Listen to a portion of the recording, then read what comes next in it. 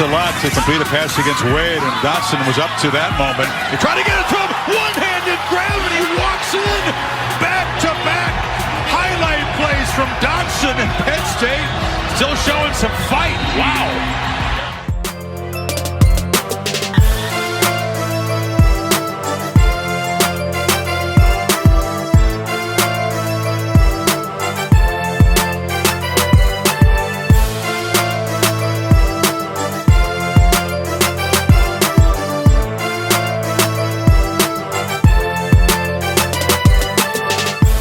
Salut à tous et bienvenue pour ce nouveau numéro du podcast Ball. Déjà 144 fois qu'on se retrouve pour passer au peigne fin l'actualité du college football. Et cette émission ne fera pas exception à la règle en pleine période de preview de la saison 2021. Focus sur la conférence Big 12 aujourd'hui. Oklahoma est-il seul au monde? L'autre question du jour, is Texas back with Sark? Les attaques d'Oklahoma State, de TCU, de West Virginia peuvent-ils se mettre au niveau des défenses locales? Tant de sujets abordés avec le fondateur du site Hunt, Morgan Lagré. Salut Morgan. Salut Greg, bonjour à tout le monde. Et c'est peut-être un numéro collector, hein, cette preview Big 12. Je sais qu'on on a un peu blagué avec certains de nos auditeurs sur Twitter, mais effectivement, c'est peut-être un numéro collector. Tout à fait, ouais. C'est peut-être l'une des dernières fois où on parlera de la conférence Big 12. Une conférence au cœur de l'actualité, je pense qu'on peut le dire. Hein. Généralement, on a toujours des surprises au lendemain des enregistrements avec paf, une news qu'on n'attendait pas qui tombe. Là, au moins, Texas et Oklahoma ont eu la décence d'être assez raccords. Donc, on est en plein émoi actuellement du côté de la conférence Big 12. Morgan, rappelle-nous un petit peu, pour ceux qui auraient suivi de loin cette actualité-là, la bombe, on peut le dire, qui est tombée avec notamment un réalignement prévu prochainement pour les Longhorns et les Sooners. Un réalignement en mode accéléré, on n'avait jamais vu ça, puisque les réalignements qu'on a connus les années précédentes, ça remonte à une dizaine d'années déjà, ça prenait quand même au moins quelques semaines, quelques mois. Là, ça s'est joué en une semaine, 10 jours, c'est-à-dire qu'en plein milieu des ACC Media Days, une bombe donc sort, il y aurait une rumeur comme quoi Texas et Oklahoma auraient décidé de quitter la Big 12 pour rejoindre la ACC. Et derrière, ça s'est très rapidement enchaîné avec la confirmation de l'information. Et puis donc le processus s'est enclenché, c'est-à-dire d'abord Texas et Oklahoma ont informé la Big 12 qu'ils décidaient de quitter donc la conférence. Quelques jours plus tard, ils ont fait la demande d'adhésion à la SEC qui a été très rapidement acceptée en une semaine, ce qui laisse quand même penser que tout ça a été organisé depuis de longue date. Hein. On a quand même c'est la Super League du football américain. Ouais, tout à fait. Alors, il y a quand même quelques conséquences pour Texas et Oklahoma, c'est qu'ils sont liés par contrat, notamment par un contrat TV. Alors, il y a le Grant of Rights, on va pas rentrer dans le détail des contrats, mais juste retenez qu'ils sont liés à la conférence Big 12 jusqu'à la fin de la saison 2025 par contrat. Ils peuvent sortir de ce contrat, mais moyennant le paiement de très fortes indemnités de pénalité. On les estime, je crois que c'est entre 75 millions et 80 millions pour chacune des universités. A priori, en cette période d'un peu de restriction budgétaire, on va dire que c'est pas tout à fait à l'ordre du jour de voir Texas et Oklahoma quitter la Big 12 avant 2025. Ceci dit, c'est là où il commence à y avoir, et puis je sais que tu vas vouloir parler un petit peu du commissionnaire de la Big 12, mais on commence à se demander si c'est tenable pendant 4 ans d'avoir comme ça une conférence dont les deux fortes têtes, les deux cadors qui ramènent presque la majorité des revenus à la conférence, de les avoir comme ça à la porte de sortie, ça va être très compliqué. Et on se dit aussi que pour les 8 universités qui restent, elles vont probablement vouloir également avoir un petit peu plus de sérénité et de stabilité. Est-ce que la conférence va rester à 8? Est-ce qu'il va y avoir implosion? Ou est-ce qu'ils vont eux aussi faire une expansion? Ça, c'est les trois possibilités. Alors, c'est ça. Alors, encore une fois, on va essayer de pas trop détailler. On aura l'occasion d'en reparler prochainement. Oui. Alors, c'est vrai que justement, en effet, le commissionnaire de la Big 12, Bill Bowlesby, c'est un petit peu ému, notamment du fait que les médias, montaient en épingle un petit peu le possible départ d'autres programmes de la conférence Big 12 suite à cet exode de Texas et d'Oklahoma. Tu parlais d'un réalignement qui avait eu lieu il y a une dizaine d'années. de mémoire, la Big 12 était directement concernée. C'est ce qui fait d'ailleurs que dans une conférence qui était initialement à 12, aujourd'hui, elle porte le nom de Big 12, mais il n'y a pourtant que 10 équipes en son sein. Donc c'est déjà une équipe qui, à l'époque, avait été concernée par des programmes qui étaient partis. À l'époque, je me demande si Texas A&M n'était pas dans le lot, d'ailleurs, qui avait rejoint la SEC à l'époque. Exactement, 2011, ouais. Voilà, alors moi je m'interroge sur deux choses, à toi de me dire, est-ce qu'on peut mettre ça en corrélation avec la possible annonce liée au playoff, et est-ce qu'on peut surtout mettre ça en corrélation avec la fameuse histoire des 4 super conférences dont on parlait il n'y a pas si longtemps que ça? Est-ce que tu vois un lien quelconque avec l'une ou l'autre de ces possibilités? Pour moi, il est quasiment évident.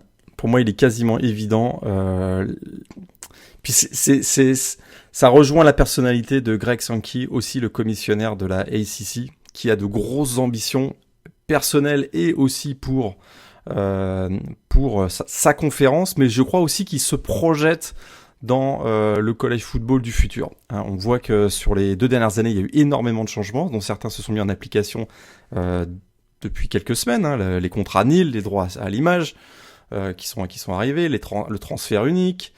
On voit qu'il commence à y avoir une dérégularisation, et même le président de la NCAA a indiqué qu'il était favorable, et que suite à la décision de la Cour suprême, on va pas y revenir, mais en juin dernier, il était favorable à une décentralisation des sports universitaires. Ça veut tout simplement dire que les sports universitaires vont trouver une certaine autonomie et une certaine indépendance, notamment le football. Donc Greg Sankey, le président, le commissionnaire de la ACC, lui se projette dans un college football où on va devoir probablement payer les joueurs à moyen terme.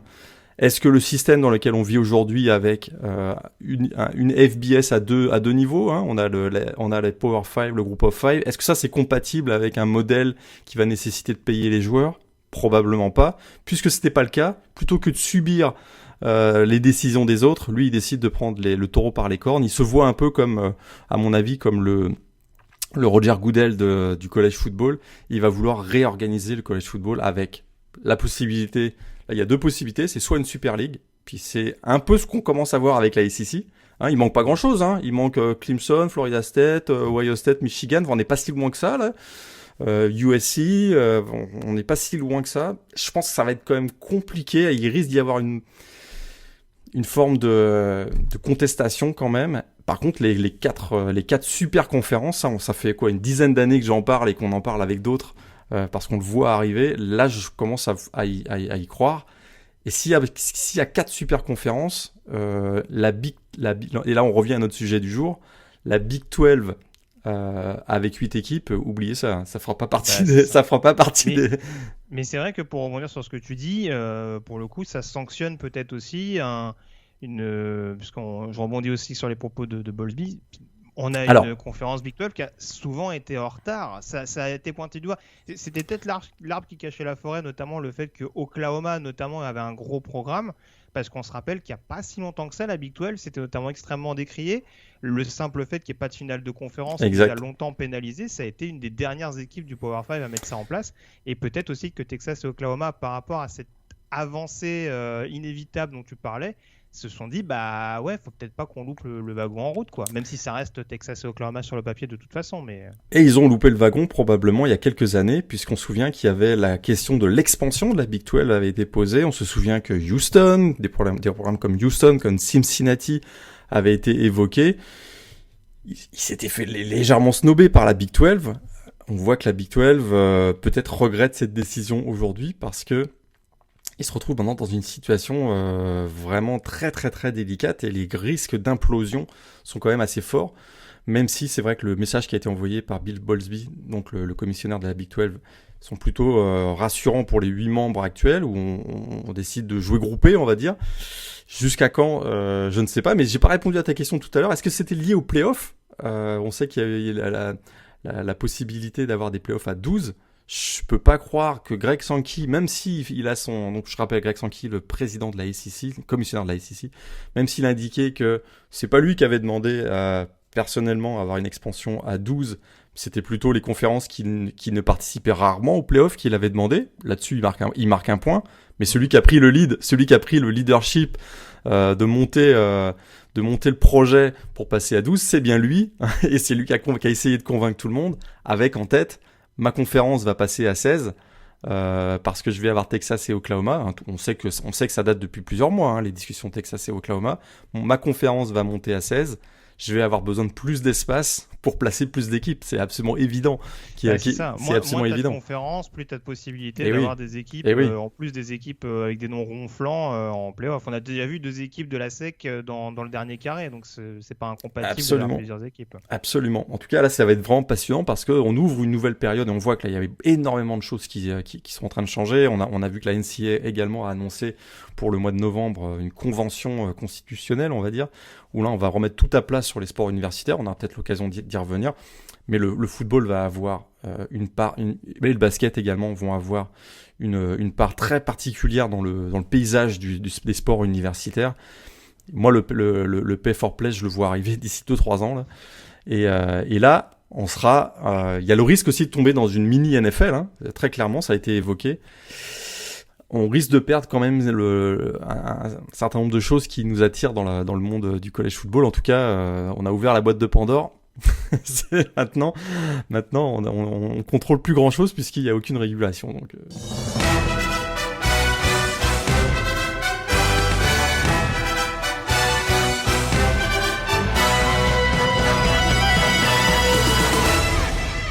Je parlais en introduction notamment de cette domination à outrance des Oklahoma Sooners qui ont la main sur cette conférence Big 12 depuis 2015 maintenant. Même si on sait que les 2 dernières finales de conférence ont été assez disputées contre Baylor et Iowa State. En l'occurrence, on ne va pas faire trop long, notamment sur Oklahoma. On est forcément obligé d'en parler parce que ce sera une équipe à surveiller de près dans la conférence, voire même, je pense, à l'échelon national. Tu me diras ce que tu en penses. Ouais. On en a déjà parlé lors de la preview top 25. Ça va quand même être un adversaire très très difficile à aller chercher des 2 côtés du ballon. Ils avaient mal démarré la saison dernière. On se souvient ce fameux 0-2 en match Big 12. C'était la première fois depuis 22 ans qu'ils démarraient aussi mal. Mais derrière, ça a enchaîné victoire après victoire. Et c'est lié au fait aux performances de Spencer Rattler, qui est peut-être le prétendant numéro 1 pour le S-Man cette année. Alors, c'est la 5e saison de Lincoln Riley, le head coach des Sooners. On a l'impression que c'est peut-être l'année où il a son équipe la plus complète. Pourtant, il y a eu du beau monde à passer par le programme de ces dernières années, notamment au poste de quarterback. Mais cette année, on a l'impression d'avoir une équipe ultra expérimentée. On a 19 titulaires de retour et pas des moindres, malgré le départ quand même de certains gros joueurs. Creed Humphrey au poste de centre, Traynor Wood au poste de cornerback. On a également Ronnie Perkins, bien sûr, au poste de defensive end. Mais voilà, il y a un gros momentum, notamment cette victoire face à Florida en bowl game qui les met quand même au Cotton Bowl, qui les met dans une dynamique plutôt positive. Puis derrière, il y a le meilleur, peut-être le meilleur quarterback du pays, j'en parlais, des playmakers un peu partout, on va y revenir peut-être, et surtout défensivement. Ça, c'est ce qu'on avait dit également dans la présentation du top 25. Défensivement, on voit une équipe de Oklahoma qui est nettement plus au niveau d'une équipe qui peut prétendre aller chercher le titre national. C'est encore derrière, je pense, à Alabama et peut-être Ohio State, mais ça commence à ressembler à une équipe qui, si elle continue sa progression, peut légitimement se positionner en tant que prétendant au titre national. C'est ça, alors on attend forcément le développement de Spencer Rattler. Alors c'est toujours un joueur qui est très polarisant. Encore une fois, on ne va pas rappeler, certains l'ont vu notamment dans le documentaire Netflix QB1, que ça restait quand même un caractère assez spécial malgré tout, quelqu'un qui semblait très imbu de sa personne. On a quand même eu l'impression en 2020 que il avait eu tendance, je pense aussi que c'est nécessaire à un moment donné quand tu es dans un programme qui a une exigence comme Oklahoma peut l'avoir. Voilà, il a mis peut-être un petit peu d'eau dans son vin, un peu plus d'humilité en l'occurrence. Peut-être une tendance. Alors voilà, il y a des matchs où forcément il en a peut-être fait un petit peu trop. Je pense forcément au match contre Texas, par exemple, où il sort momentanément. Après, on a vu qu'il y a eu un développement constant, encore une fois, pour un joueur qui était seulement freshman. Là, cette année, il a un peu plus d'expérience. Il a encore un casting autour de lui, une ligne extrêmement efficace. Et puis, je trouve que, hormis notamment le retour de Marvin Sims, qui a été la sensation au poste de receveur, il y a eu un recrutement sur la cuvée de receveur qui peut vraiment permettre à Oklahoma de nouveau d'être hyper dominant. Surtout que, et ça, on ne l'a peut-être pas rappelé, il ne me semble pas, on précise quand même, le début de saison dernière avait été calamiteux pour Oklahoma, avec énormément de joueurs qui manquaient sur le papier. Et quand on voit comment s'est déroulée la saison, comment petit à petit ils ont réussi à composer justement avec les différentes problématiques et à arriver à une fin de saison invaincue avec, tu le disais, cette consécration au Cotton Bowl, on se dit que là, pour le coup, c'est peut-être une deuxième partie d'année qui a vraiment fédéré le groupe. Et ça va être une équipe, encore une fois, très difficile à aller chercher. Ça va être une équipe très difficile à aller chercher, effectivement, parce qu'il y a eu beaucoup de renforts, effectivement, tu l'as très très bien dit. On a... les playmakers, on a Kennedy Brooks, retour après son opt-out. On a effectivement un groupe de receveurs ultra talentueux autour de Marvin Mims. On a Theo Wease, Jadon Hazelwood. Ça, c'est des joueurs qui ont été recrutés très très haut. 5 étoiles, Jadon Hazelwood. On a le true freshman 5 étoiles Mario Williams qui a fait sensation pendant l'été, et on a également au printemps, et puis on a Mike Woods qui arrive d'Arkansas. Donc voilà, ça fait quand même du beau monde autour de Spencer Rattler, un quarterback qui a effectivement pris en maturité. Le 0-2 lui a peut-être fait du bien, une petite claque derrière les oreilles, effectivement un but de sa personne comme tu l'as dit.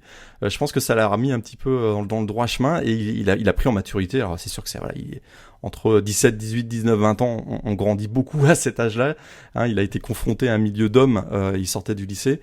Et je crois que voilà, c'est ce qui le rend un peu vraiment intéressant pour sa candidature, on va dire, pour le S-Man, c'est qu'il semble avoir pris beaucoup de maturité et beaucoup d'aisance tout au long de la saison, tout au long d'une saison qui était si particulière l'année dernière. Il sera quand même bien protégé. On l'a pas dit, Wyatt Morris arrive aussi de Tennessee, qui est un ancien 5 étoiles. Donc on trouve, il a vraiment au niveau offensif, Oklahoma, c'est très très solide et ça devrait marquer beaucoup de points. Très bien. Bon, encore une fois, on va pas faire trop long sur Oklahoma. On a déjà parlé. Je vous invite notamment à revenir sur le podcast de preview du top 25. La deuxième partie, bien entendu, parce que vous imaginez bien qu'Oklahoma était relativement bien placé à nos yeux. Mais c'est vrai que, voilà, je le disais, il y a aussi défensivement, notamment le front seven que je suis assez curieux de voir. Ah ouais. Et pas mal de recrues assez excitantes sur le backfield défensif, notamment au poste de corner. Ouais, juste un dernier petit mot quand même. C'est vrai que juste pour la défense, Nick Bonito, 8 sacs l'an dernier, Isaiah Thomas, au niveau du pass rush, c'est quand même très très très très très fort aussi du côté de Oklahoma. On voit qu'Alex Grinch a fait un super boulot. Et voilà, Oklahoma sera favori a priori pour remporter un 7e titre de Big 12 consécutif. Et si Spencer Rattler confirme ce qu'on a vu l'année dernière, ce sera une équipe qui sera un gros prétendant au playoff, parce qu'ils seront favoris dans leur conférence.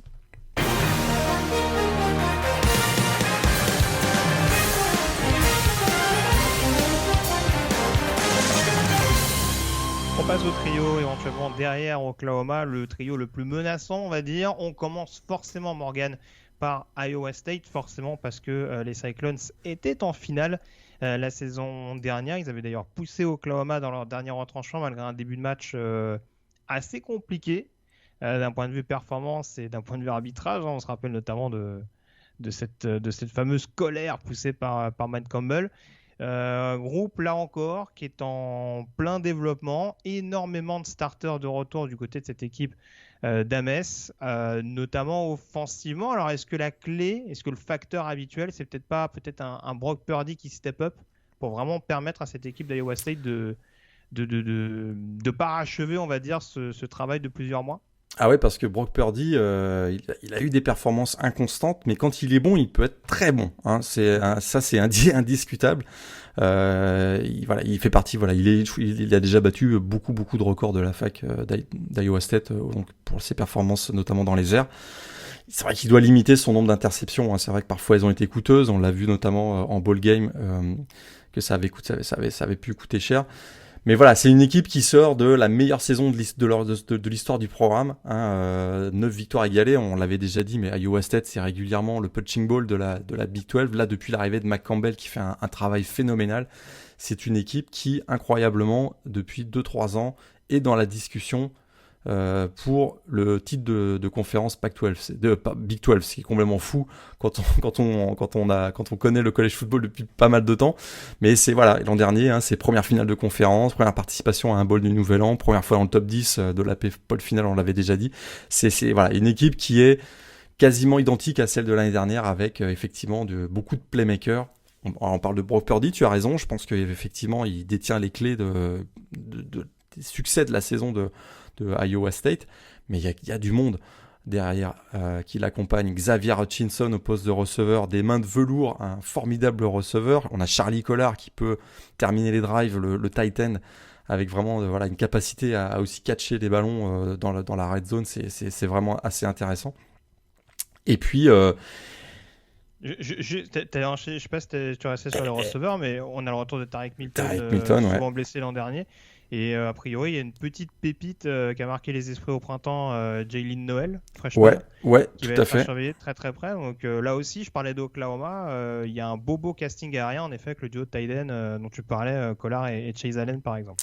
Et puis on sait qu'il gagne aussi beaucoup de yards au sol avec peut-être celui qui est le favori pour gagner le Doc Walker Award, donc le trophée qui récompense le meilleur running back, le meilleur coureur de la saison.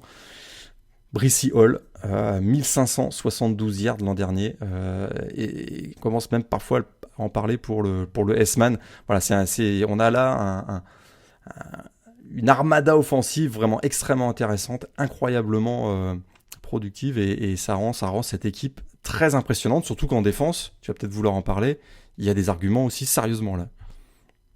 Oui, en l'occurrence, c'est vrai que alors il était un peu plus dans la rotation l'année dernière, mais on va forcément suivre avec beaucoup d'attention un Will McDonald, par exemple, sur le premier rideau. Déjà, on avait une défense qui était extrêmement cohérente globalement.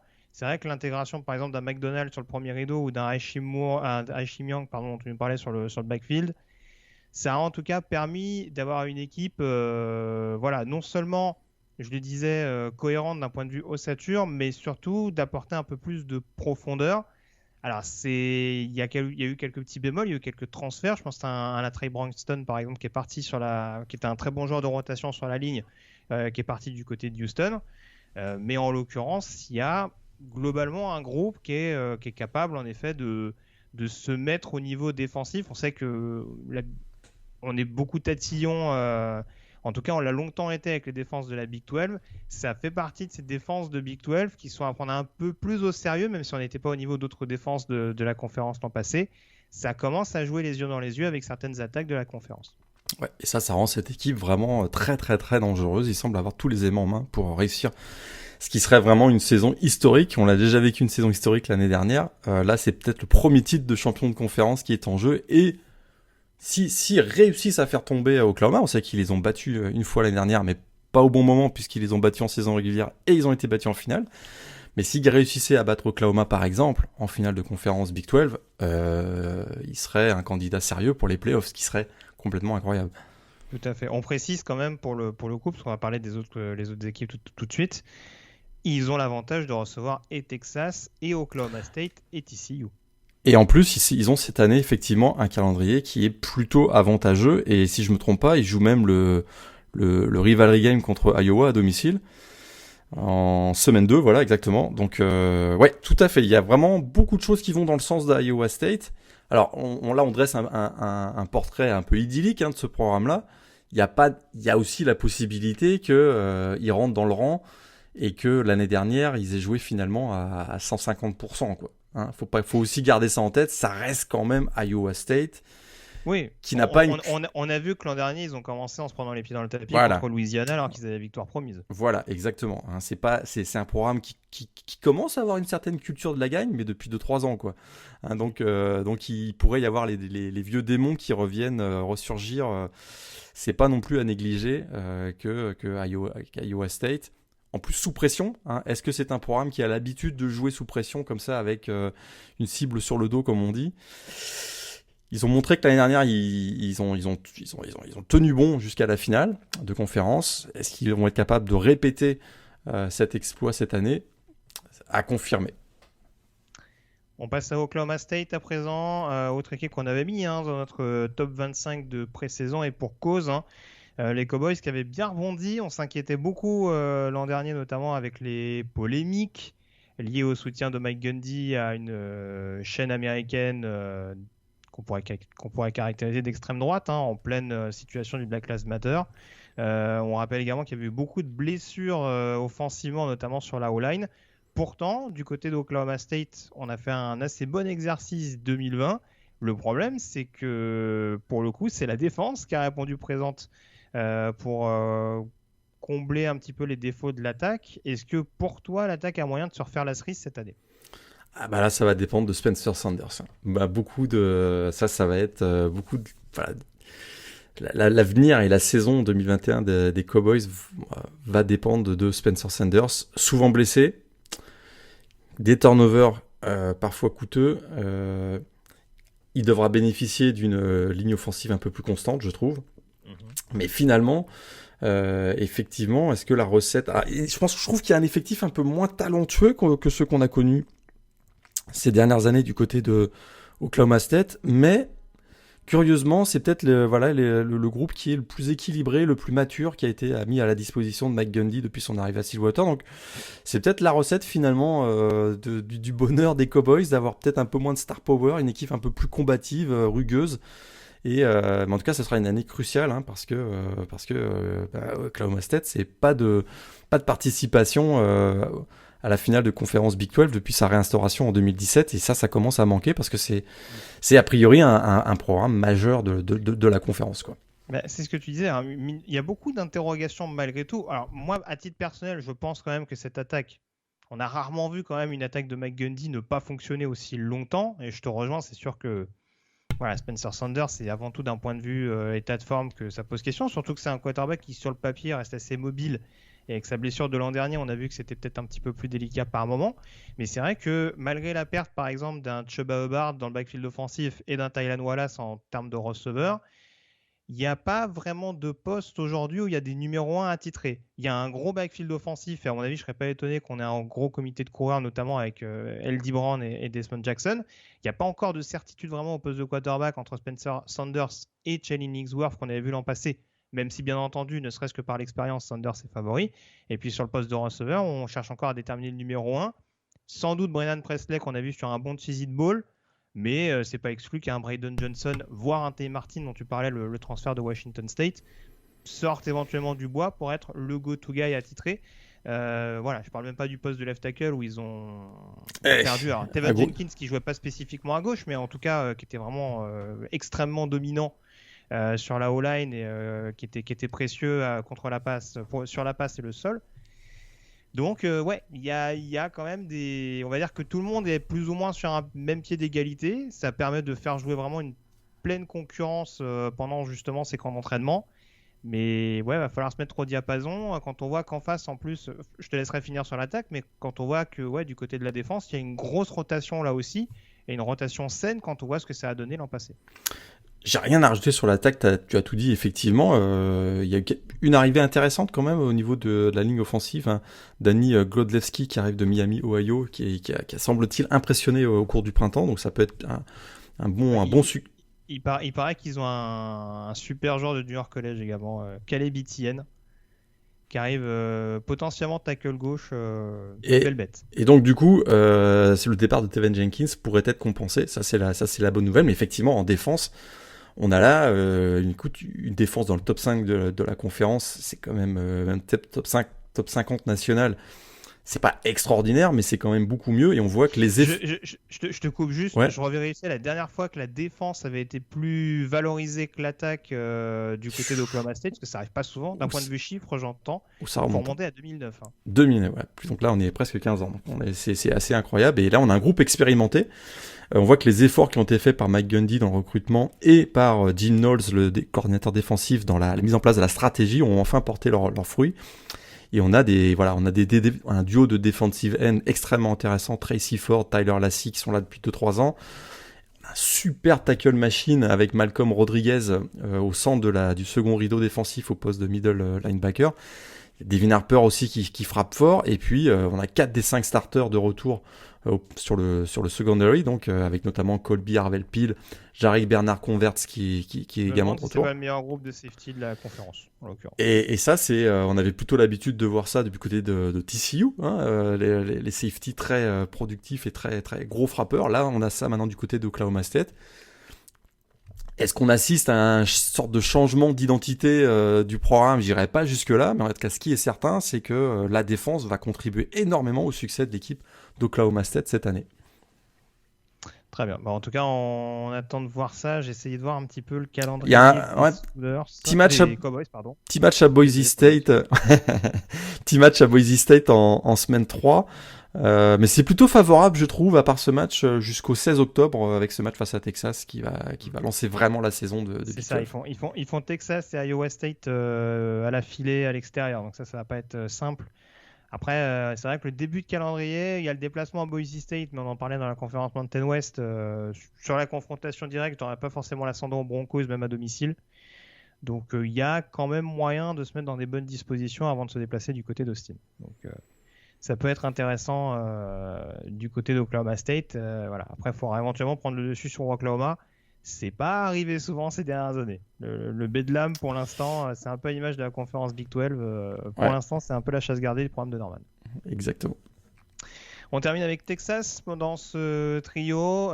Des modifications du côté de Texas, on va le rappeler, avec un changement de coaching staff, de head coach notamment. Départ de Tom Herman, remplacé donc par Steve Sarkisian, ancien coordinateur offensif d'Alabama. Alors, j'ai presque envie de remettre les pieds dans le tapis, avec, en tout cas les pieds dans le plat plutôt. C'est mieux d'utiliser les bonnes expressions pour Steve Sarkisian, parce que pour le coup, on met en avant un génie offensif, en tout cas décrit comme tel, pour relancer un petit peu le programme de Texas, sauf que dans mon esprit, c'est pas forcément l'attaque qui posait problème du côté des Longhorns l'an passé. Est-ce qu'on a mis le curseur au bon endroit du côté de Texas avec Steve Sarkisian? Je trouve c'est quand même un gros coup réussi par Texas parce qu'il était il était le coordinateur qui était le plus recherché et convoité de l'intersaison. C'est-à-dire, on savait même pas s'il était disponible. Ça s'est fait comme très très vite. Le renvoi de Tom Herman et son arrivée. Est-ce que le curseur est mis au bon endroit? On va le vérifier assez tôt parce qu'il y a des gros matchs qui vont arriver assez vite. Mais il arrive pas seul quand même. On l'avait dit, il arrive avec Pete Kwiatkowski, le coordinateur défensif qui est passé par Washington et Boise State, qui est plutôt un stratège défensif avec un système beaucoup plus agressif. Ça risque de blitzer beaucoup du côté de Texas cette année, notamment sur les safeties. On voyait souvent ça du côté de Washington. Donc ça, c'est quand même c'est l'arrivée de Sarkisian et de Kwiatkowski, c'est vraiment très intéressant. Je l'avais déjà dit dans le top 25, c'est vrai que Sarkisian, il arrive avec une belle réputation, mais quand il a eu dirigé des programmes en tant que head coach à Washington et USC, c'est à peine 50% de victoire. C'est honorable, mais sans plus, et alors que les attentes sont absolument gigantesques. Pour beaucoup, il est vraiment le Messi, et on voit que probablement, lorsqu'il a signé son contrat, est-ce qu'il était au courant que des tractations de Texas vers la SEC, j'y ai quand même pensé. Est-ce que ça a joué dans sa décision? C'est pas impossible, mais il s'attaque là à un gros chantier quand même. Gérer l'ère post-Sam Ehlinger, c'est quand même pas rien. Celui qui a quand même été the face of the programme sur les 3-4 dernières années. Mais il a quand même indiscutablement des armes et des options. Casey Thompson au poste de quarterback a été électrisant lors de la dernière Alamo Bowl. Il y a aussi Hudson Card, qui est un ancien prospect 5 étoiles si je me trompe pas. Donc, et puis voilà, il y a un duo de receveurs, Joshua Moore, Jordan Whittington, très intéressant. Mais celui qui pourrait vraiment, vraiment faire de cette équipe des prétendants sérieux à une place en finale de conférence Big 12, on en parle beaucoup, il y a une grosse hype autour de lui. Bijan Robinson, ancien prospect 5 étoiles, futur superstar de l'équipe, fin de saison 2020 absolument exceptionnel. Est-ce qu'il sera, j'avais déjà utilisé ça lors de la preview top 25, est-ce qu'il sera le Najee Harris de cette attaque des Longhorns? En tout cas, il a beaucoup de capacités et d'aptitudes extrêmement intéressantes sur lesquelles on peut baser cette attaque. Par contre, la défense, tu l'as dit... Ouais, alors c'était pas catastrophique, mais c'est vrai que c'était c'est dans la moyenne, on va dire, à l'échelon national. Et c'est vrai que la grosse problématique, encore une fois, avec Texas, sous l'ère en tout cas Tom Herman, et c'est là en l'occurrence où c'est vrai, je partais d'un point de vue un peu provoque sur la question initiale, Mais c'est vrai, ce qui a souvent posé problème avec Tom Herman, c'est notamment le côté un peu cardiaque qu'il fallait avoir quand on était fan des Longhorns, quand on regardait les matchs. Il n'y a jamais vraiment eu cette stabilité, ce côté rassurant où on se dit, bah voilà, même quand ça gagnait, c'était sur des comebacks absolument dingues, des scores, voilà, des 50 et quelques, enfin voilà, des matchs où en effet ça pouvait aller. Bah, je pense au match à Texas Tech, il me semble, qui gagne 63-56. C'est un peu dans cet état d'esprit-là, et on se retrouve souvent. Ça peut être des matchs très accrochés, comme par exemple l'année où LSU est champion. On se rappelle qu'ils ont quand même pas mal de fil à retordre du côté de Texas. Ouais. Mais en tout cas, il n'y a jamais vraiment un match où on se dit, bah tiens, la Texas était vraiment largement au-dessus. Voilà, en tout cas, il y a clairement une inconstance qui a été assez criante. Et c'est avant tout ce qu'on va rechercher avec Steve Sarkisian. Après, par rapport à ce que tu disais, c'est vrai, pour bâtir un programme décent, je lui fais confiance. Pour réussir à être un peu plus fringant, rassurant que Tom Herman, vu la pression ambiante, c'est là où je me pose un peu plus de questions. Mais encore une fois, c'est que sa première année, donc on va peut-être pas non plus lui demander d'afficher un 12-0 d'entrée. Tout à fait. Il a peut-être aussi beaucoup appris auprès de Nick Saban. C'est pas non plus négligeable. Lui qui est passé donc par Alabama. Et pour revenir juste pour finir avec la défense, il y a quand même du talent indéniable dans cette défense. Un joueur comme DeMarvion Overshown, on en parle de plus en plus et il a des capacités athlétiques incroyables. C'est un vrai prospect NFL, lui, pour le coup. Il y a aussi Deshaun Jamison au poste de cornerback. Il y a quand même des éléments en défense qui peuvent permettre à cette équipe d'être assez compétitive. Ça n'avait pas été le cas notamment l'année dernière. Et surtout la défense contre la passe qui avait été absolument horrible. Hors du top 100 national. J'ai la stat de la 108e nationale l'an dernier avec plus de 265 yards accordés en moyenne par match. C'est beaucoup trop. Il va falloir réduire ça. Et il y a quand même des éléments qui peuvent soutenir un redressement défensif dans cette équipe de Texas. Oui, c'est sûr. Après, faut voir les coachs à qui on donne des deuxièmes chances après qu'ils soient passés aux côtés de Nick Saban. Si on prend des exemples, alors ils n'étaient pas exactement dans les mêmes programmes la première fois qu'ils ont été head coach, mais un Mario Cristobal, par exemple, a pu se relancer à Oregon alors que sa première expérience, je crois, à Florida International n'était pas fabuleuse. Et même un Mike Locksley, même si on attendra la confirmation cette année du côté de Maryland, compte tenu du contexte de l'an passé, on voit quand même qu'il est en train d'installer des choses assez intéressantes chez les Terrapins. Donc c'est sûr que Steve Sarkisian peut avoir tiré les enseignements, et en effet avec l'entourage de l'aide, on va dire, la prestance de Nick Saban à ses côtés peut avoir tiré en effet quelques enseignements par rapport à ça. Quels espoirs peuvent avoir les Longhorns cette saison ? Est-ce qu'ils peuvent être compétitifs malgré cette transition de coaching staff dès cette saison ? Moi, je pense que c'est au moins une place dans le top 4 qu'on attend du côté de Texas.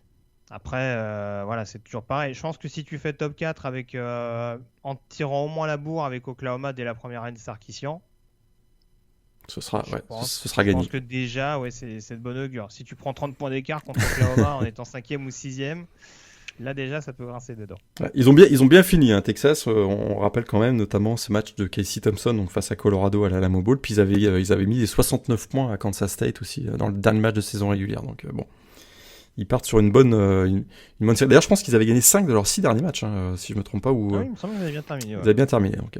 Tout à fait. Ouais. Et attention, déplacement à TCU et Iowa State d'un point de vue calendrier.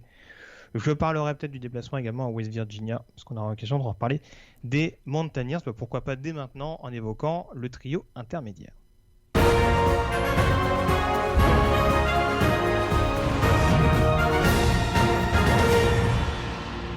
Alors peut-être pas tout de suite d'ailleurs, West Virginia. Je vais commencer par une équipe dont on avait parlé justement lors des previews top 25, les TCU Horned Frogs. Dont on attend clairement un rebond, si je peux parler ainsi. Alors leur saison dernière n'était pas mauvaise, loin de là, de la part de TCU. C'est un bilan de 6-4 notamment en règle générale, et de 5 victoires et 4 défaites au niveau de la conférence. Il y a eu pas mal de soucis. On rappelle notamment le début de saison extrêmement compliqué de Max Duggan, avec son problème au cœur, notamment en pleine crise sanitaire. Ça n'a pas forcément encouragé le coaching staff de TCU à le lancer dans le grand bain. Il y a quand même pas mal de choses qui se sont mises en place, notamment défensivement, je trouve. Est-ce que toi, tu es hypé également par cette équipe de Texas ? Ah ouais, moi carrément. S'il y a une équipe qui je me dis, qui peut venir peut-être se mêler à la course pour une place en finale de conférence, c'est TCU. Pourtant, bilan de 6-4 l'an dernier, ils n'ont pas joué de bowl game puisque le match a été annulé. Mais je trouve que Max Duggan a rassuré après son retour.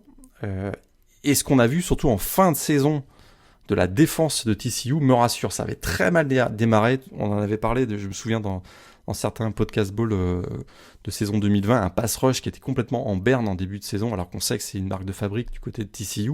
Un gros réveil en fin de saison.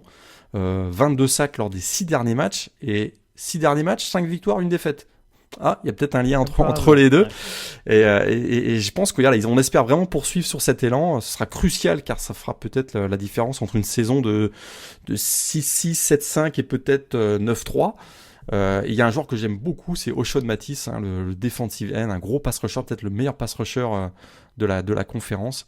Et de l'autre côté d'ailleurs il y a Kari Coleman qui produit également beaucoup là. C'est ce que j'allais dire, moi je pense même que c'est celui qui peut être encore plus qui peut même encore plus crever l'écran cette année. Parce qu'en l'occurrence, Kari Coleman, c'est seulement freshman l'année dernière. On a vu quand même d'assez belles choses en l'occurrence. Donc oui, ils ont un pass rush, je te rejoins, extrêmement intimidant. Peut-être le meilleur de la conférence. Absolument, je te rejoins complètement là-dessus. Alors, il y a des grosses pertes défensives, on va pas se mentir. Garrett Wallow et Trevor Murring qui ont été draftés en avril dernier. Mais voilà, et ça a été compensé par l'arrivée notamment de TJ Carter, le defensive back de Memphis.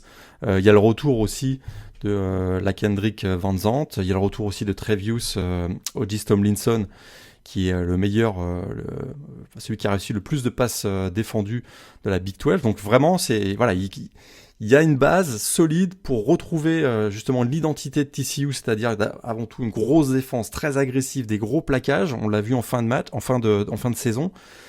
Et puis le retour en même temps de Max Duggan, qui est extrêmement expérimenté, qui est vraiment le métronome de cette attaque des Horned Frogs. Et il est quand même pas si mal entouré, notamment avec un backfield offensif qui va être extrêmement fourni là, pour le coup. C'est ça, j'allais dire. Est-ce que Max Duggan c'est vraiment la star de l'équipe? Parce qu'en l'occurrence, ce que tout le monde attend de voir du côté de Fort Worth, c'est sans doute Zach Evans. Enfin, l'ancien prospect 5 étoiles qui arrive du côté qui est arrivé du côté de TCU il y a 2 ans et on demande la confirmation maintenant. Effectivement, il a grosse hype aussi autour de lui, mais tu sais quoi, si ça se passe pas si bien que ça pour Zach Evans, on a 2 joueurs qui ont réussi des matchs à plus de 100 yards pour leur année true freshman l'an dernier, Darwin Barlow et Kendre Miller. C'est vraiment costaud, on va dire, cette année du côté du jeu au sol de TCU. Ouais, très clairement, et ce sera surveillé, encore solide dans les tranchées, parce que la O-line également, ils ont récupéré un autre joueur de Memphis, d'ailleurs Obina Eze pour jouer left tackle. Ça va être une équipe à prendre au sérieux, et encore une fois, un petit peu comme Oklahoma State, ça va faire partie de ces programmes où défensivement, va quand même falloir aller les chercher. Donc c'est là où ça va nous donner des belles passes d'armes. On savait que les attaques, à l'image d'Oklahoma et de Texas, notamment... pouvait avoir voix au chapitre cette année. Je pense qu'il va y avoir des défenses vraiment assez excitantes à avoir joué. À ce lot-là, peut-être rajouter d'ailleurs West Virginia, 3e année de Neil Brown du côté de Morgantown. Ça continue de monter en puissance quand même du côté des Mountaineers. Et pourtant, on rappelle que là encore, le début de saison l'an passé n'a pas été simple, avec notamment le départ un peu forcé du coordinateur défensif Vic Koenig pour des allégations de propos racistes à l'égard de certains de ses joueurs. On s'en est pas trop mal sorti manifestement avec son remplaçant. Je crois que c'était Jordan Leslie de mémoire, un des membres du coaching staff. Défense extrêmement incisive. Et là encore, West Virginia, ça peut être un gros poil à gratter de cette conf. Gros poil à gratter, c'était la meilleure défense contre la passe du pays l'an dernier. Rien que ça, c'était la 4e meilleure défense. Effectivement, alors il y a comme un espèce quand même de sentiment partagé parce qu'il y a de nombreux départs, notamment celui de Tyke Smith du côté de Georgia. Il y a Dreshon Miller aussi du côté de Auburn. On a bien sûr Darius Stills parti du côté de la NFL. Mais il y a du talent. On a encore donc le frère Stills, Dante Stills qui est présent. On a le freshman All-American Hakeem Medisor au poste de nose tackle qui a été vraiment excellent l'an dernier. On a le MVP défensif du Liberty Bowl, Josh Chandler Semedo au poste de linebacker. On a Lance Dixon qui arrive de Penn State. Vraiment, il y a aussi un des meilleurs defensive backs du FCS, Charles Woods, qui est de Illinois State, qui arrive aussi. Donc voilà, il y a encore une grosse base défensive pour avoir encore des grosses performances à mon avis. Et puis, il y a Jared Dogg au poste de quarterback quand même, qui commence à bien connaître les systèmes offensifs. On a une belle stabilité au poste de running back avec Lady Brown. Et on a une offensive line qui commence à faire pas mal de progrès, avec l'arrivée notamment aussi de Doug Nestor de Virginia Tech. Donc, il y a une équipe assez équilibrée qui est plutôt sur une phase plutôt en progrès, deux victoires lors de leurs 3 derniers matchs. Puis, effectivement, une équipe poil à gratter, qui avait d'ailleurs fini l'an dernier avec un bilan de 5-0 à domicile. Hein. Donc, aller jouer à Morgantown, c'est pas évident. Et je pense qu'ils seront encore parmi les équipes candidates à peut-être une 3e, 4e passe. Probablement pas une finale de conf, mais une équipe qui pourrait jouer les rôles d'arbitre, par exemple. Ouais, c'est ça. Il y a clairement. Mais encore une fois, par rapport au nom qu'on évoquait, il y a quand même une conférence qui va être assez disputée. Je pense que déjà intégrer le top 5, refaire une fiche positive, déjà, ce sera une très très bonne chose dans des circonstances entre guillemets normales. Ou en tout cas où tout le monde se sera entraîné, où tout le monde aura eu plus ou moins le même nombre des entraînements, une accessibilité aux entraînements similaires. Ça va jouer. Voilà, et c'est vrai qu'en effet, West Virginia, s'il faut au moins top 5 pour la 3e année de Neil Brown en continuant d'installer des choses, ça peut ne pas être en effet quelque chose de... Ça peut être assez sympathique à voir jouer. L'attaque doit être développée, mais tu le disais, Jared Odji, c'est sûr que on voit quand même un certain développement, on n'hésite pas à le faire lancer beaucoup plus. On sait qu'il y a 2 ans, il était beaucoup en compétition avec Austin Kendall, je crois, l'ancien joueur d'Oklahoma. Il a vraiment pris les rênes de l'attaque l'an passé, et en effet, on le fait lancer beaucoup plus. Et malgré ça, il n'a pas un pourcentage de déchets qui est énorme non plus. Donc on se dit que sans être non plus un quarterback, un gunslinger vraiment d'impact dans la conférence, il y a quand même moyen, en effet, en plus avec les cibles qui sont à sa disposition, à savoir Sam James et Bryce Ford-Wheaton, d'avoir quand même une attaque qui peut être assez détonnante et aller chercher au moins les 300 yards à la passe sur chaque rencontre. Donc ça peut vraiment être quelque chose d'assez intéressant si on met ça en parallèle de cette défense en effet beaucoup plus incisive du côté de Morgantown. On termine avec ce trio, si tu le veux bien. On va parler de Kansas State en l'occurrence. Que d'équipes qui ont connu un début de saison un petit peu compliqué. Alors là, en l'occurrence, du côté de Kansas State, c'est plus la fin de saison qui a été problématique. Fin de saison liée aussi et surtout, c'est plus à mettre en corrélation avec ce que je disais pour Max Duggan du côté de TCU. Là encore, la perte sur blessure de Skylar Thompson, et on n'a clairement pas eu la même équipe de Kansas State sur le terrain sur le reste de la campagne 2020. Parce qu'ils ont commencé 4-1, puis ils ont fini 0-5. Donc ça, c'est effectivement pas compliqué. Puis un 0-5 moche. 0-45 contre Iowa State, 31-69 contre Texas. Ouais. Une belle raclée aussi à West Virginia. Et pourtant, il y a un paradoxe, Chris Klieman, puisque depuis son arrivée à Kansas State, il est 7-9 face au reste des équipes de la... Enfin, il est 2-0 face à Oklahoma et 7-9 face au reste de la Big 12, parce qu'ils ont un quarterback qu'on surnomme le Sooner Killer, Skylar Thompson. Il est de retour, et ça, effectivement, est en santé, parce que c'est très important, tu l'as bien dit. C'est vraiment... je parlais de métronome tout à l'heure, lui aussi, c'est un sacré métronome de l'attaque donc des Wildcats. Il y a le retour de l'explosif Deuce Vaughn, qui a été quand même une des grandes révélations de la saison dernière, qui a d'ailleurs battu tous les records pour un freshman du programme de Kansas State. Il a battu les records de Darren Sproles, qui est quand même la légende du côté de Kansas State. Donc vraiment, Deuce Vaughn, il a fait sensation l'année dernière. Ça reste quand même que Skylar Thompson, c'est le métronome de cette attaque. Il y a un groupe de receveurs qui en manque de constance, je trouve. Et puis une ligne offensive qui parfois n'est pas toujours aussi très qui l'aide pas vraiment. Bon, je trouve qu'elle est quand même bonne sur le pass rush, non, justement sur la protection pour la course. C'est sur le pass pro qu'elle m'interroge un peu plus. Ouais. Et bon, c'est en tout cas, on attend du mieux des receveurs. Alors, ce sera peut-être au poste de tight end qu'on va avoir du renfort, puisque on a été chercher Daniel Imatorbhebhe, l'ancien de Florida State et de USC. Il sera peut-être la solution dans les airs, parce que c'est bien de passer au sol, mais à un moment donné, il faut aussi passer de temps en temps par les airs. Et il pourrait avoir un rôle assez crucial. Il y a eu beaucoup de départs en défense. Vas-y. Wyatt Hubbard notamment, donc au poste de defensive end, ça Ça fait mal. Et puis une équipe également. Une équipe qui a beaucoup souffert dans les airs la saison dernière. Pression inconstante sur la ligne de scrimmage, beaucoup trop de big plays accordés sur des longues passes notamment. Il va falloir corriger ça cette année, mais attention, ne jamais sous-estimer les Wildcats. Malgré le départ à la retraite de Bill Snyder, il a implanté une culture de la combativité, un culte d'être outsider, on va dire. Et il faudra quand même se méfier, ils réussissent toujours des surprises, des upsets, on l'avait vu l'année dernière face à Oklahoma. Je serais quand même surpris qu'ils gagnent plus que 5 matchs cette année, je vais pas te mentir. Ouais, c'est sûr. Bon, après, leur front 7, encore une fois, m'inquiète un petit peu. Voilà, sur le pass rush, en effet, il va falloir voir ce que donne un Branson Macy, par exemple, mais c'est vrai que ça me paraît un peu plus léger sur la ligne. Et en effet, linebacker, il y a quand même deux remplaçants de la saison dernière qui prennent le relais. Voilà. Après, ils ont un bon backfield avec notamment un Julius Brands qui arrive d'Iowa, qui a un petit peu la sensation du côté de Manhattan pendant cette intersaison. Mais faut très clairement, s'il n'y a pas suffisamment de pression sur les quarterbacks adverses, c'est une équipe qui peut se rouvrir assez régulièrement, comme on l'a vu sur certains matchs de fin de saison. Voilà, en tout cas, avec le retour de Skylar Thompson, il y aura déjà, je pense, une dynamique clairement différente, du côté de l'équipe coachée par Chris Klieman.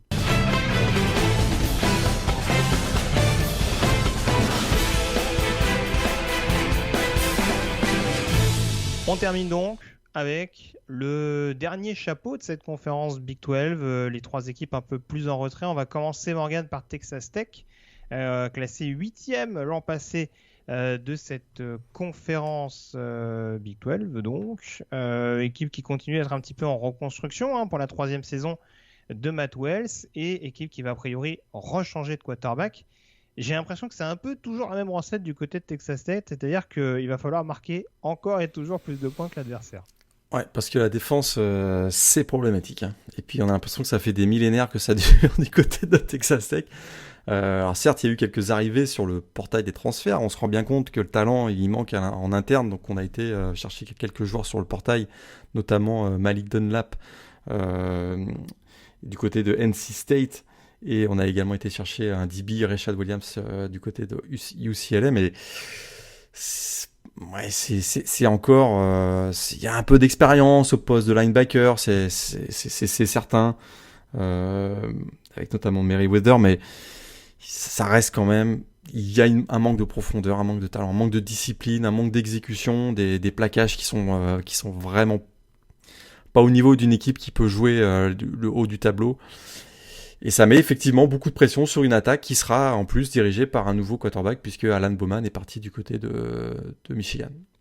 C'est ça. Alors la question, c'est de savoir qui va jouer titulaire. Alors, on rappelle qu'Henry Colombi, ancien quarterback de Matt Wells du côté d'Utah State, est là. Il a fait quelques apparitions avec un succès plus que relatif.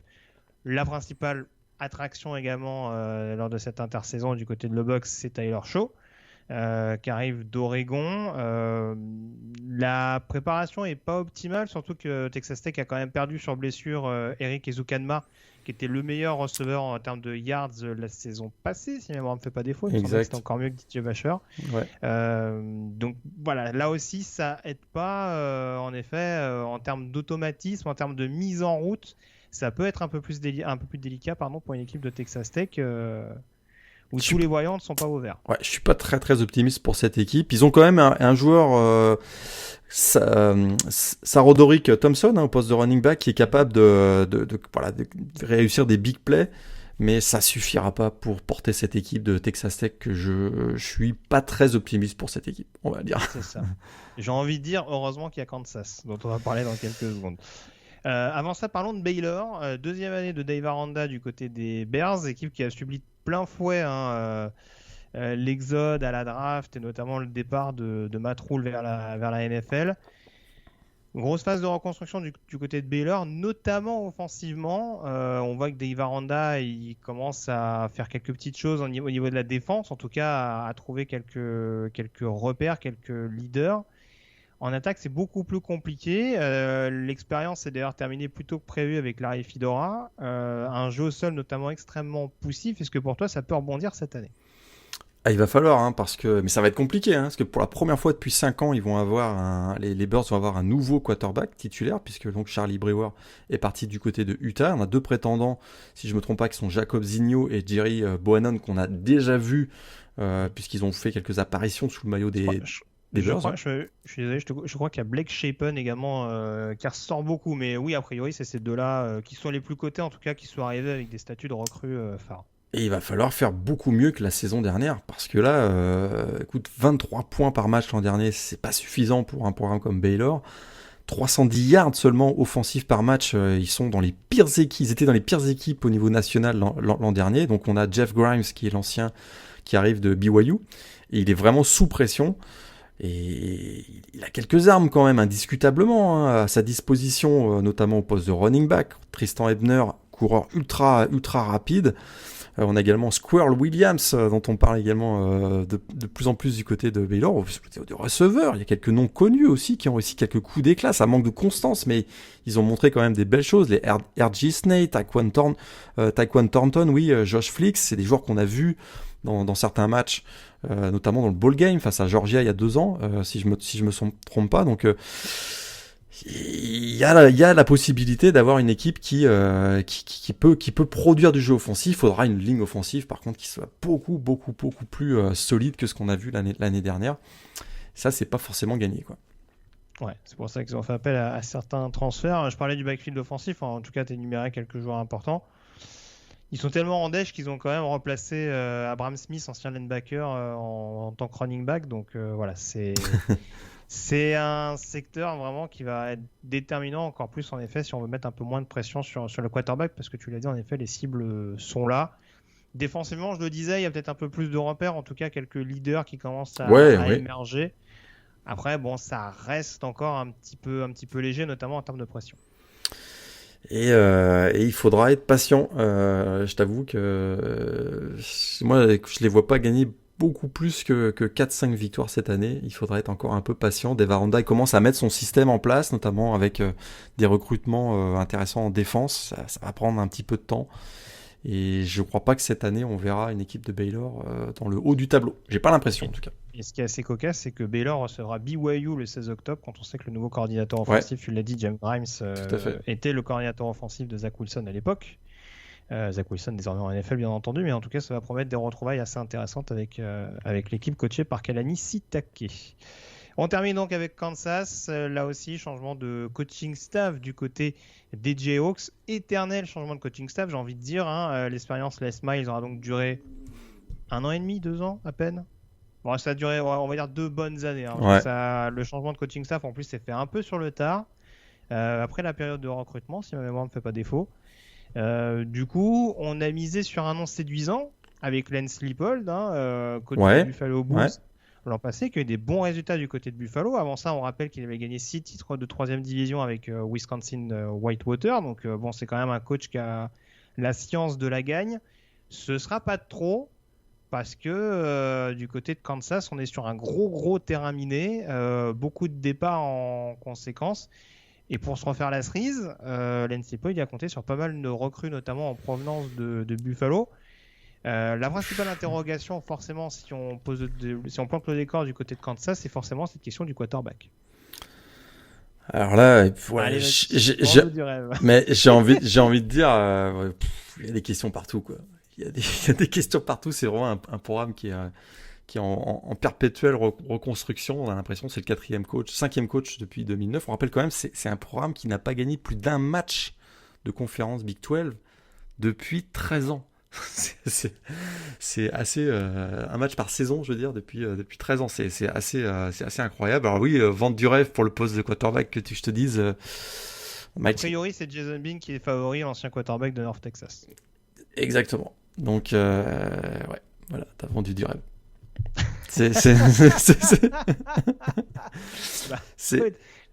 En termes de star offensive, à part Kwame Lassiter, leur receveur, je vais pas te vendre grand chose, très clairement. Mais c'est vrai que je le disais, il y a quand même beaucoup de joueurs de Buffalo qui arrivent. Je sais que c'est McNovitsky, je crois, qui était un lineman intérieur, notamment très intéressant des Bulls l'an passé, qui a dû être peut-être second team dans la conférence MAC l'an dernier et qui arrive notamment pour renforcer la O-line qu'on avait grand besoin, hein, parce qu'on rappelle qu'il y a quand même eu 3 coachs de ligne offensive l'an passé du côté des Jayhawks. Donc oui, c'est sûr que ça va se faire petit à petit. Trevor Wilson également, autre ancien joueur de Buffalo qui arrive pour épauler justement la Citer dans le domaine aérien.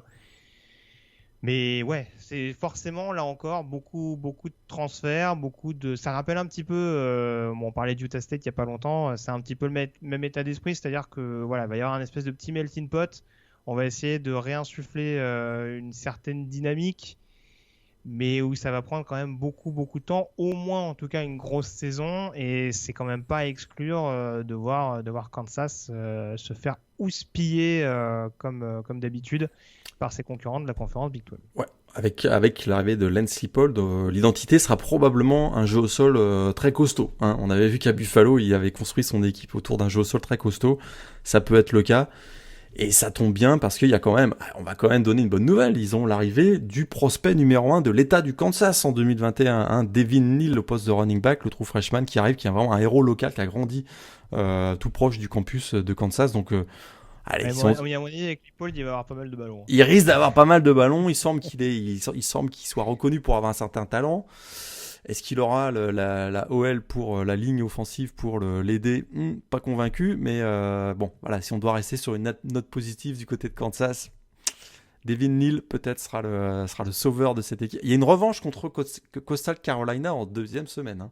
Ouais. Bon, et attention, c'est à Coastal Carolina. Ouais. Ils avaient été battus l'année dernière à domicile par les Chanticleer. Et le premier match à South Dakota, c'est pas gagné. Contre South Dakota, c'est pas gagné. Ah non, parce que clairement, South Dakota qui a joué au printemps, qui a donc eu des répétitions sous forme de match. On sait que la FCS a joué au printemps, qui va arriver avec, à mon avis, beaucoup plus de on va dire de conviction que l'équipe de. Je serais pas surpris qu'il se fasse surprendre à domicile par South Dakota. Ah non, moi non plus. Mais on peut le dire clairement, hein, sans être trop sévère avec Kansas, vu en plus l'homogénéité dans la conférence, je pense que 1-11, c'est une bonne fiche. Avec une victoire contre Texas, comme d'habitude. Ou Kansas, Texas, encore mieux. Mais ouais. Surtout qu'ils reçoivent a priori les Wildcats, donc là encore, voilà, si on se met en évidence contre le rival, ce sera du bonus. Mais oui, très clairement, il va pas falloir s'attendre à des miracles sur cette énième reconstruction du côté de Kansas. Voilà, juste pour préciser, je peux parler de la défense, changement de système défensif, on va repasser en 43. Il y a quelques joueurs intéressants à suivre, Kyron Johnson par exemple qui repasse sur le poste de defensive end, on a Kenny Logan également sur le poste de safety, mais bon, c'est sûr que ça fait globalement extrêmement léger du côté du programme nouvellement coaché par Lance Leipold.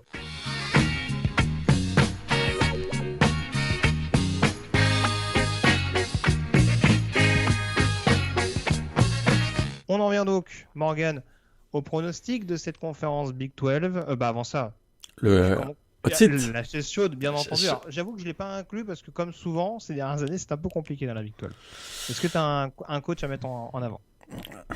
Mac Wells, il est sous pression quand même. Je sais que c'est seulement sa 3e saison, mais son bilan n'est pas... Voilà, c'est quoi, 9-14 en 2 ans? C'est pas... Voilà, dans un processus de reconstruction, c'est pas non plus dramatique, mais je trouve que ce qui m'inquiète, c'est l'attitude de son équipe. L'attitude et je vois pas une équipe, notamment défensivement, une équipe en progrès. Et je me dis qu'il risque d'y avoir pas mal d'impatience du côté de Texas Tech parce qu'on misait beaucoup sur lui pour vraiment refaire de ce programme une équipe sur laquelle qui peut se mêler à la lutte. En tout cas, une équipe candidate pour un bowl game, ça c'est indiscutable. Et là, j'ai pas l'impression qu'il soit dans une dynamique d'aller chercher un bowl game chaque année. Et ça m'inquiète un petit peu du côté de Mike Wells par contre. Après, je t'avoue, pour moi, c'était, on n'était pas loin de l'erreur de casting dans le sens où c'était bien de le récompenser pour sa bonne saison à Utah State, mais quand on voit le rendement global qu'il avait eu du côté des Aggies, ça a quand même beaucoup reposé sur la bonne période de Jordan Love, je trouve. Après, qu'il arrive à développer Jordan Love, c'est tout à son honneur, c'est un coach offensif avant tout, mais il m'a pas suffisamment fait rêver, je trouve, du côté de Logan pour que je me dise, tiens, du côté de Texas Tech, le nouveau Mike Leach est là, quoi. Je suis d'accord. C'est plus dans cette optique-là. Je reviens donc au pronostic. Je suis d'accord avec toi sur Matt Wells. Pour moi, c'est le nom forcément qui est le plus flagrant. Ton pronostic, donc, on va commencer. Il n'y a pas de division en l'occurrence. Tes deux noms pour la finale de conférence Big 12. Oklahoma et Iowa State, mais une pièce sur TCU. Je t'avoue que si le match entre TCU et Iowa State avait été à TCU, j'aurais mis TCU. C'est le dernier match de la saison d'ailleurs. Hein. Dernier match de la saison régulière entre Iowa State et TCU. Je vais y aller avec Iowa State, mais gardez un œil sur TCU. Je mets Oklahoma, Iowa State également personnellement, même si je suis très très curieux de voir ce que peut faire Oklahoma State en l'occurrence de mon côté. Mais je jouerai la même finale que toi en l'occurrence. Pour quel vainqueur ? Oklahoma. Trop de talent et ça sent le 7e titre d'affilée de conférence Big 12 pour Oklahoma. Ouais, Oklahoma pour moi aussi. Il y a beaucoup d'hégémonie dans pas mal de conférences. On avait parlé de Clemson notamment dans la CC. Oklahoma, ça fait encore partie de ces programmes. Même si je le disais en introduction, mine de rien, ils ont été pas mal secoués sur les dernières finales de conf qu'ils ont jouées. Baylor, il les tape quand même en prolongation il y a 2 ans contre une équipe qui sur le papier n'a pas d'énormes noms. Donc, faut surveiller ça, mais je trouve qu'il y a une telle dynamique que je me dis cette année, il y a quand même moyen que ce soit un programme vraiment très très compliqué à aller chercher à l'échelon national.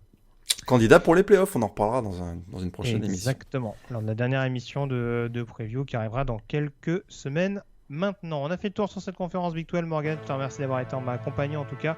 Et on se retrouve très prochainement pour refaire un focus sur le groupe of 5 et notamment sur la conférence MAC. D'ici là, passez une très bonne semaine avec plein de rencontres NCAA au programme. Salut à tous. Salut tout le monde.